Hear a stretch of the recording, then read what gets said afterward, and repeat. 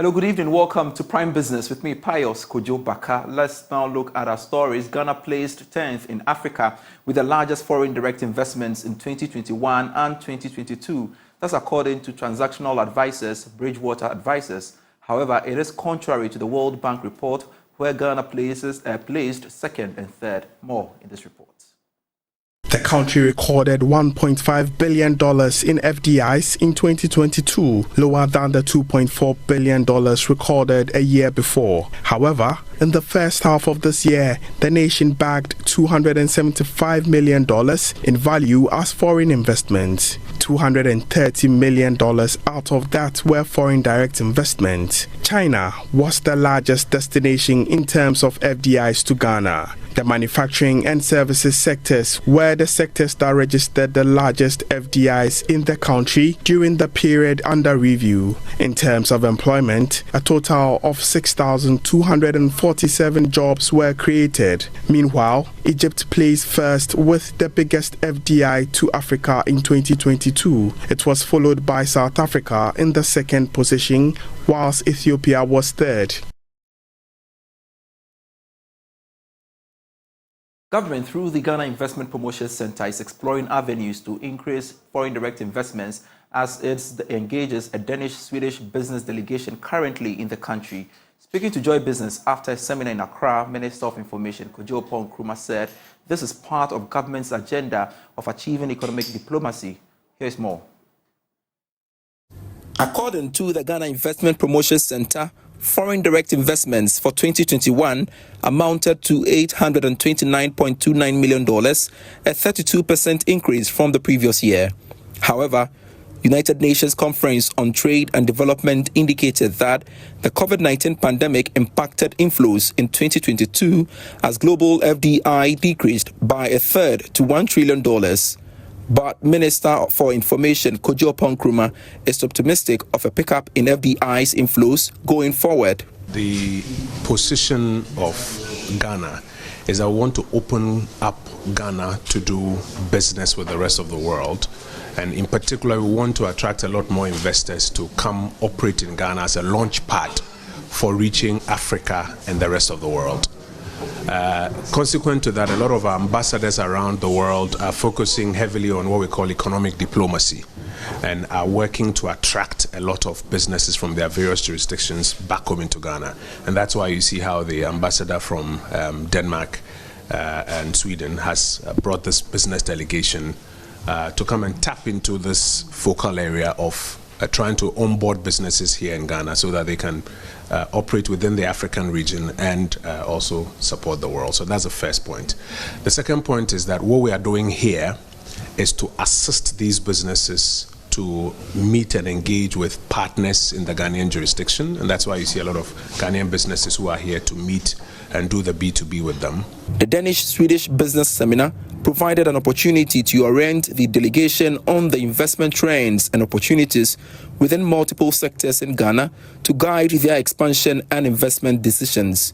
Yofi Grant is Chief Executive Officer of the Ghana Investment Promotion Center. I want to position Ghana as your entryway into the African market, a market of a combined GDP of 3.4 trillion, but to go up to 6.7 trillion once we actualize some of the opportunities that we have. Both Denmark and Sweden are significant players in the agri-processing market, and a sector which is very important to us in Ghana. You are also both very important in the technology space, a space that Ghana is leveraging significantly for its development.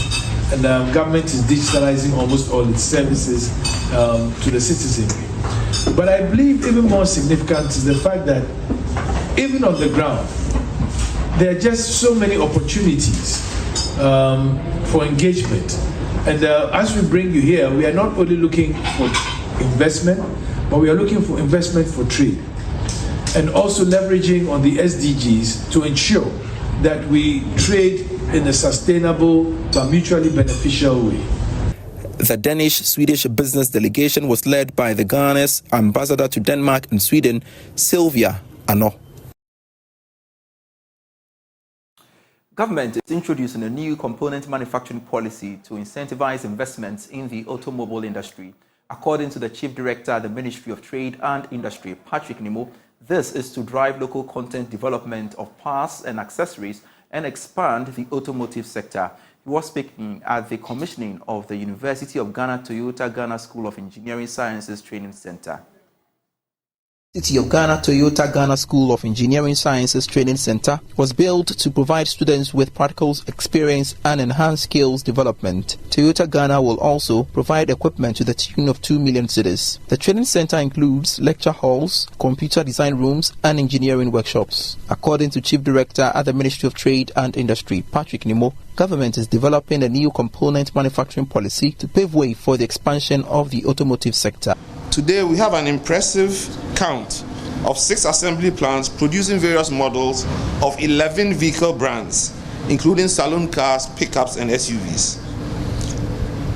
Almost 100 million in investments and over 400 engineering jobs have so far been realized.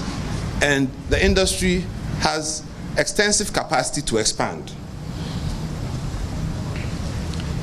This is projected to grow as production expands and opportunities for supply chain and local content development increase with the manufacturing of components and parts and accessories.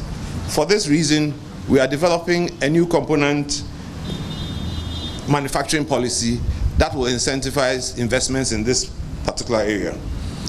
This will enable us produce components and parts for maintenance and repair, aftermarket, but also for the assembly plants. Managing Director of Toyota Ghana, Koji Yanaka, reiterated the company's commitment to contributing to the industrial development of Ghana. This new facility is an expression of our commitment towards the industrial development of Ghana by providing comprehensive automotive solutions to encounter the rising demands which shall be driven by the full implementation of the automotive development policy and by providing an academic and practical platform for upgrading automotive skills and technologies as well stated in the auto policy. Our newest Legon branch will provide body and paint workshop, a service workshop, spare parts sales, and a vehicle delivery center. Minister of Education Dr. Yao Sei Educhum indicated that government plans to replace integrated science at high school level with robotics by the next academic year to improve STEM education. Next academic year, number of high schools in this country are going to do engineering sciences. So by the time they get to you, they are ready for you. Not only are we doing that, aerospace and aviation science will be a program offering in our high schools. 12 high schools in Ghana are going to begin. But not only are we doing that, science students are all going to be able to get the opportunity to do robotics. We are undertaking a common sense education reform in this country.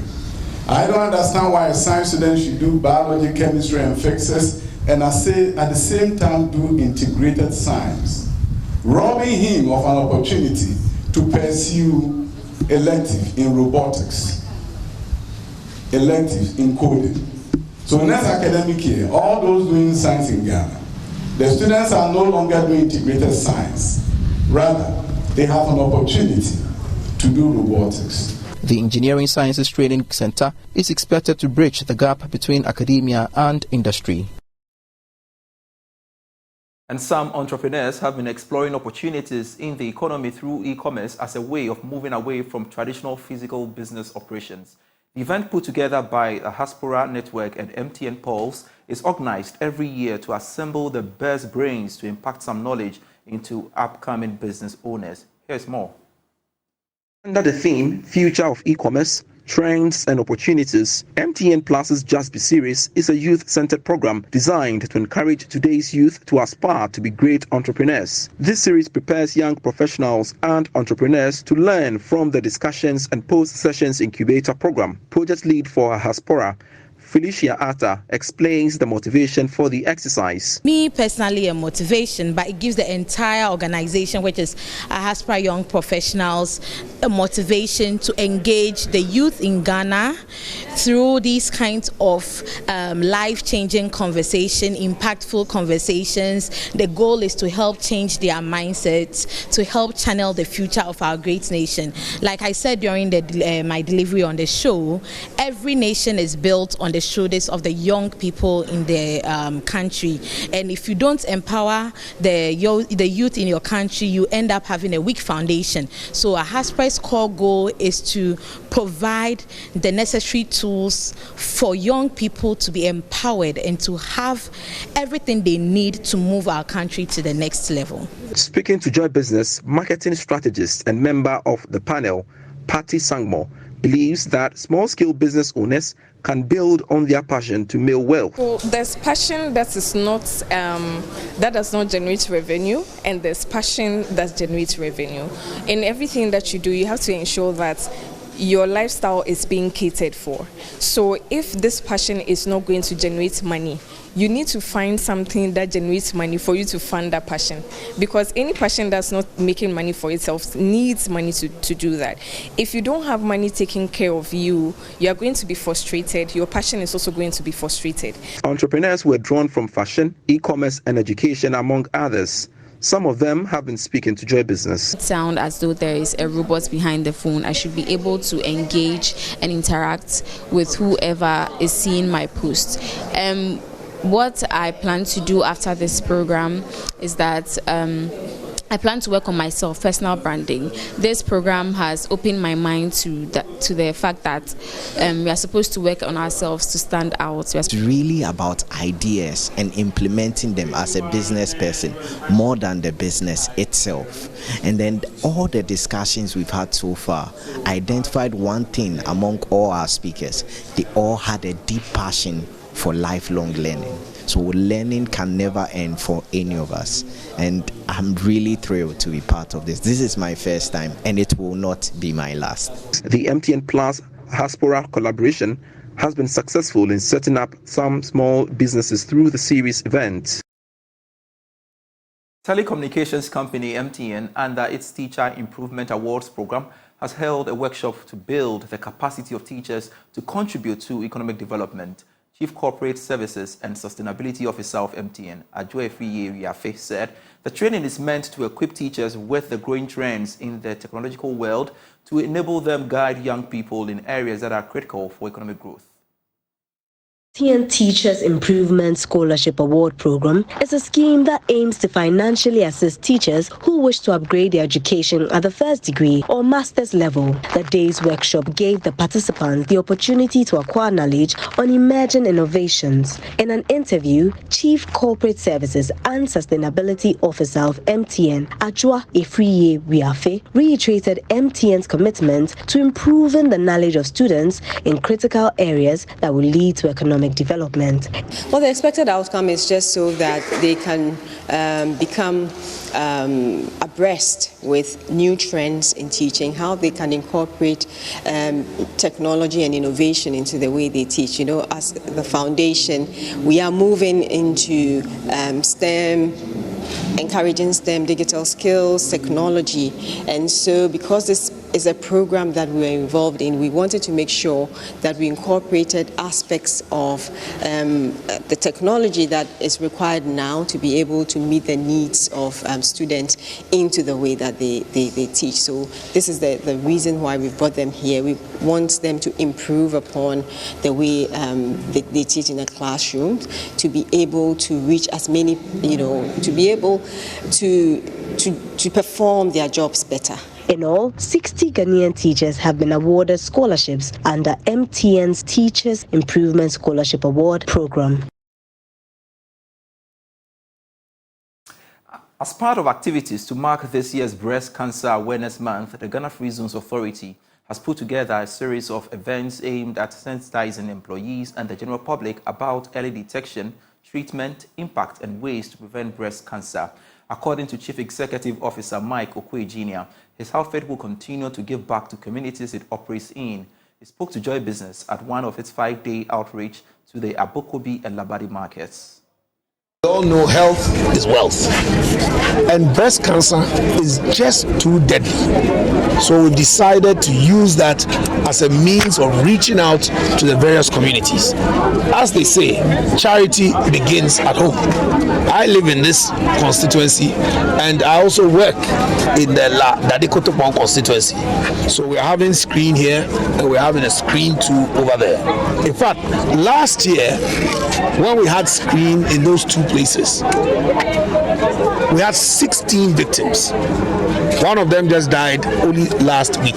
We went to the 1-week funeral last week. The rest of them, 2 had operations, and by God's grace, they were healed because of early detection, which is the main message that we've been asked to preach about breast cancer. And one of them has even become pregnant. The father just came and gave testimony where she's pregnant, her breasts are full of milk, and the child will be able to survive on nutrition and nurture properly.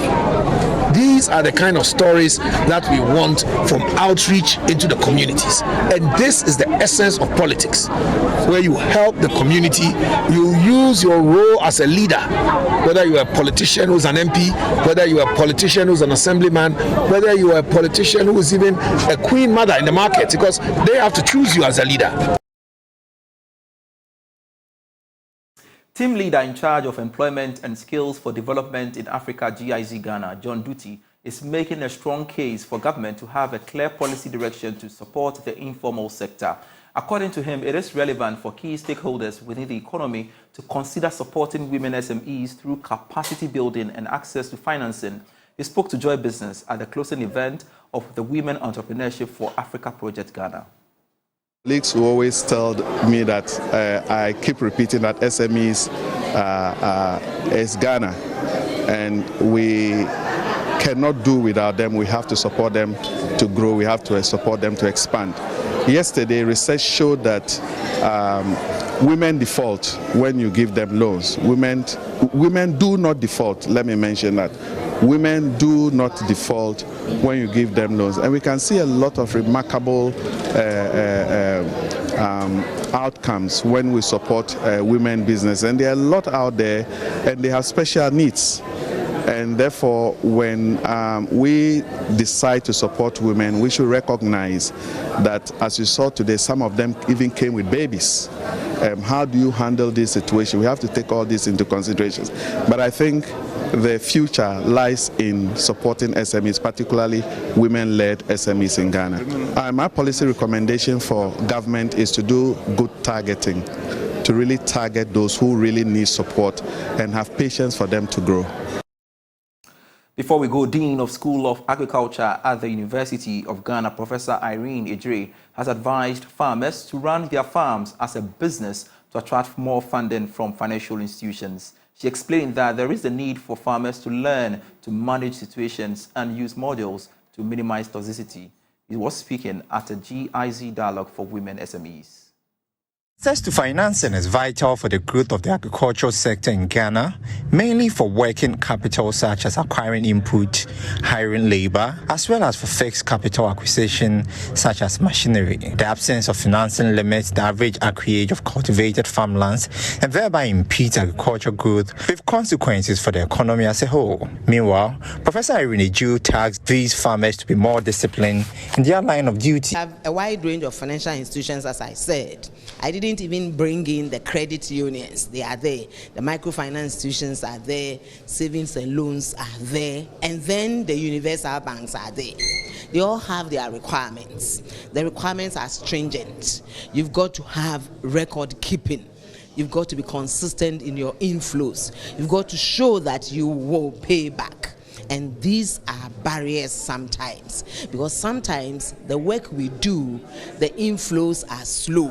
If you are a farmer, for instance, and you have cultivated and the rains fail, your crops will fail and you may not get money to pay back. But the banks are also using other people's monies. So sometimes they are not listening, you get me, and they cannot, because it's my money I have saved and they have to keep it well. And that is why we insist, and are we in the intermediaries getting to the grassroots are teaching our women and our people in the rurals that no matter what, if you want somebody's money, you've got to be disciplined because you have to pay back. On this part, legal counsel to the president, Kowi Suman, called for transaction advisory for these farmers to support their operations. So there's always a need for transaction advisors. They could be lawyers, accountants, business advisory businesses. Now, the value that they bring to a transaction is that they're able to give a bird's eye view of the transaction to ensure that the various elements of the transaction are covered, and also to be able to meet the requirements that are needed by the investor. Sometimes companies need to be compliant with the regulatory authorities and requirements and so on and so forth. Having a transaction advisor there gives you the opportunity to have a bird's eye view of the entire transaction, what needs to be put in, what needs to be taken out. Thanks so much for your company. I am Pius Kujo Baka. Prime Sports is next. Malta Guinness are the ones who have been supporting the Women's Premier League, and they are marketing and innovation director